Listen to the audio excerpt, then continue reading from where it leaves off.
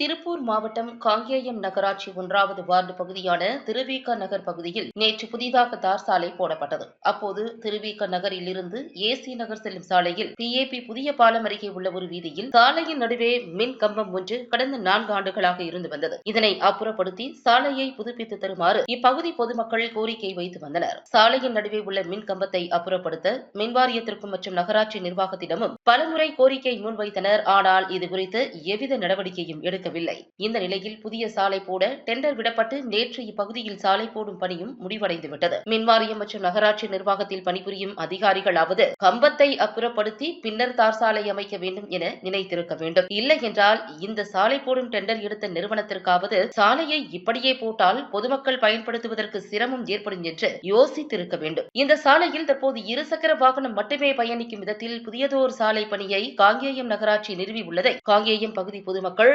ஆச்சரியத்துடன் பார்த்து புகைப்படம் எடுத்து சமூக வலைதளங்களில் பரவி வருகின்றனர். மேலும் காங்கேயம் சட்டமன்ற தொகுதியானது தமிழ் வளர்ச்சி மற்றும் செய்தித்துறை அமைச்சரின் சொந்த தொகுதியாகும். மேலும் இந்த 1வது வார்டு பகுதியானது திமுகவில் கவுன்சிலராக வெற்றி பெற்று தற்போது நகராட்சி தலைவராக உள்ள சூர்யா பிரகாஷ் சொந்த வார்டு ஆகும் என்பது கூடுதல் தகவல். மாவட்ட நிர்வாகம் இதுகுறித்து உடனடி நடவடிக்கை எடுக்க வேண்டும் என பொதுமக்கள் கோரிக்கை வைத்துள்ளனர்.